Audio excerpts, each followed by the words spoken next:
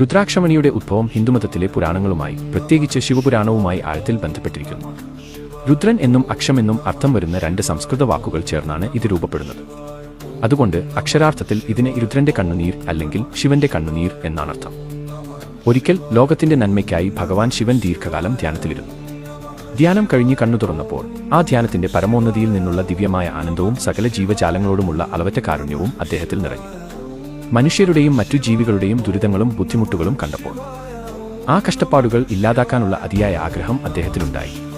ആ അഗാധമായ സ്നേഹത്തിന്റെയും കാരുണ്യത്തിന്റെയും പ്രതിഫലനമായി അദ്ദേഹത്തിന്റെ ദിവ്യനേത്രങ്ങളിൽ നിന്ന് കണ്ണുനീർ ഭൂമിയിലേക്ക് വീഴുകയും ആ കണ്ണുനീർ വീണയിടങ്ങളിൽ രുദ്രാക്ഷമരങ്ങൾ മുളച്ചു പൊങ്ങുകയും ചെയ്തു. അങ്ങനെ രുദ്രാക്ഷം ശിവന്റെ ദിവ്യമായ കണ്ണുനീരിന്റെയും കാരുണ്യത്തിന്റെയും സമ്മാനമായി കണക്കാക്കപ്പെടുന്നു. ചില ഐതിഹ്യങ്ങൾ അനുസരിച്ച് സതിവിയോഗത്തിൽ നിന്നുണ്ടായ കണ്ണീരിൽ നിന്നോ ശിവധ്യാനത്തിൽ നിന്ന് ഉദ്ഭവിച്ച ഊർജ്ജം വിയർപ്പുതുള്ളികളായി ഭൂമിയിൽ പതിച്ച് രുദ്രാക്ഷമായി മാറിയെന്നും ഐതിഹ്യമുണ്ട്.